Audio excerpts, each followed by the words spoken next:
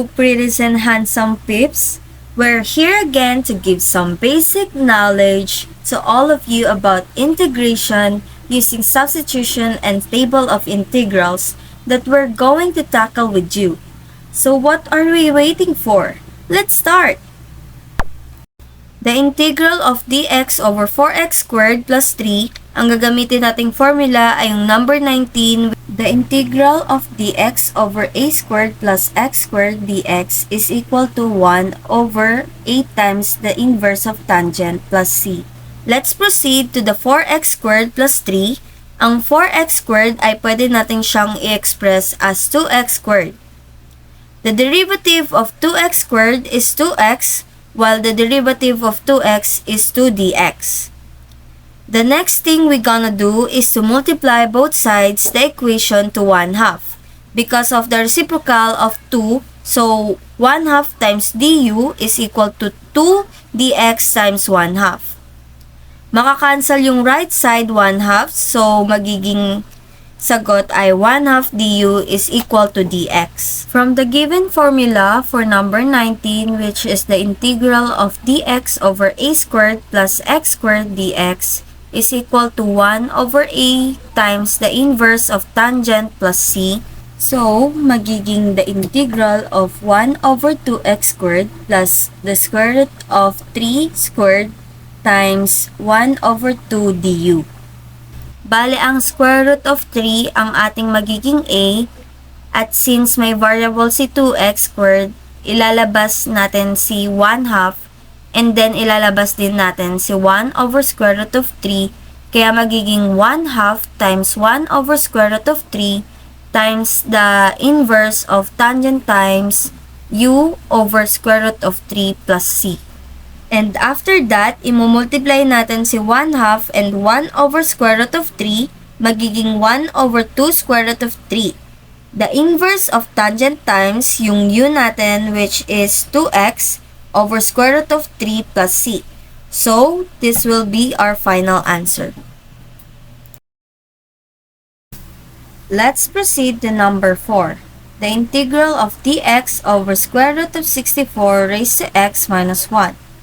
The derivative of square root of 64 raised to x minus 1 is 64 raised to x minus 1, while the derivative of 64 raised to x minus 1 is ln 64 times 64 raised to x dx. Then after that, ililipat natin yung ln 64 sa kabilang side. Then it will be du over ln 64 is equal to 64 raised to x dx. Now we are going to substitute this. Then it will be 1 over ln 64 times the integral of 1 over square root of u times u plus 1. We will be now using square root of u to derive the equation. We will now getting the derivative of this. Since as we all know, the both sides will have 1/2, then matatanggal yung isa sa kabila. At ang matitira na lang ay 1 over 2 times square root of u du. What are we going to do now is since constant naman ng 2 ay ilalabas natin siya, then it will be 2 over ln 64 times the integral of 1 over v squared plus 1. Let's now evaluate the integral. Bale, magiging 2 over ln 64 arctan v plus c siya. Then, isubstitute back na natin yung 64 raised to x minus 1 sa equation. Since ang v natin ay naka-squared, it will be square root of 64 raised to x minus 1 plus c. Then, we will now simplify by multiplying para mapagsama, and as we all know, ang arctan ay considered as the inverse of tangent. It will be 2 the inverse of tangent times square root of 64 raised to x minus 1 over ln 64 plus c. In number 5, we have to evaluate the integral of dx over 4 minus 9x squared raised to 3 over 2. Then apply the trigonometric substitution, and it will become the integral of 1 over 12 cosine raised to 2 times u du. Next is we need to take the constant out, and that will be 1 over 12 times the integral of 1 over cosine raised to 2 times u du. After that, use the integral of 1 over 12 tangent times u and substitute the u to arcsine times 3 over 2x, and it will become 1 over 12 tangent times arcsine 3 over 2x. Now, let's simplify the 1 over 12 times tangent times arcsine times 3 over 2x to x over 4 square root of negative 9x squared plus 4. To finalize our answer, add the constant, which is x over 4 square root of negative 9x squared plus 4 plus c, and that will be our final answer. Dx over x squared square root of 8 minus 4x squared. Let u is equals to 8 minus 4x squared. Let du is equals to 1 half. The first thing we're gonna do to this equation is evaluate the denominator. By rewriting the expression square root of 8 minus 4x squared, which is our denominator, and then factor the expression 8 minus 4x squared raised to 1 half. The next step is to rewrite the expression 8 minus 4x squared into exponential form, which is 4 times 2 minus x squared raised to 1 half, because 4 multiplied by 2 is 8, copy x squared raised to 1 half. After that, we need to simplify the expression 2 squared is equal to 4. Therefore, the expression is 2 squared times 2 minus x squared raised to 1 half. And then evaluate 2 squared raised to 1 half multiplied by 2 minus x squared raised to 1 half. The answer is 2 times 2 minus x squared raised to 1 half. So, the integral of dx over x squared square root of 8 minus 4x squared is equal to 1 over x squared square root of 8 minus 4x squared dx.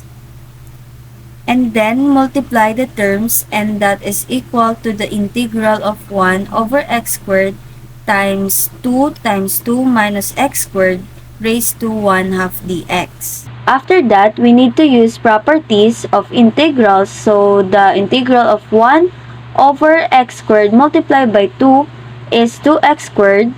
Copy 2 minus x squared raised to 1 half dx. The next step is to evaluate the integrals, that is equal to 1 half x times the integral of 1 over x squared times 2 minus x squared raised to 1 half dx. Then, 1 half x times the integral of 1 over x squared times square root of 2 squared minus x squared raised to 1 half dx. And then we need to evaluate the power, and that is equal to 1 half times negative square root of 2 minus x squared over square root of 2 squared x. And then we need to calculate the denominator, which is square root of 2 squared, and that is equal to 2. So, 1 half times negative square root of 2 minus x squared over 2x, and that is equal to negative square root of 2 minus x squared over 4x. So, the final answer of this equation is equal to negative square root of 2 minus x squared over 4x plus c. For our number 7, our given is the integral of dx over x square root of x squared minus 4. And kapag in-evaluate is magiging integral of 1 over x square root of x squared minus 4 dx. Next is gagamitan natin ng derivative, so u will be equal to x squared minus 4 and d will be equal to 2x dx. On this function, gagamitan natin ng trigonometric substitution, so we'll let x minus 2 secant. Itong substitution ang gagamitin dahil it simplified the expression under the square root, which is x squared minus 4. After that, isubstitute lang natin ang x at dx mula sa original na integral kaya ang magiging sagot is 1 over square root of 2 secant squared minus 4 times 2 secant tangent. And kapag sinimplify, we get 1 over secant square root of 4 secant squared minus 4 multiplied by 2 secant tangent. To be more simplified, ang answer will be 1 half. Mula sa x minus 2 secant, to solve it, we have secant equal to x over 2 at taking the reciprocal ng both side is cosine equal to 2 over x. At sa r-sec ng both sides, we will have arcsec 2 over x. Substituting this back sa integral, we will have the integral of 1 half. At ang magiging final answer natin is 1 half times the inverse of secant times 1 half plus c. And that's the end of our discussion. We hope we gave you some knowledge about our topic. Thank you and have a good day.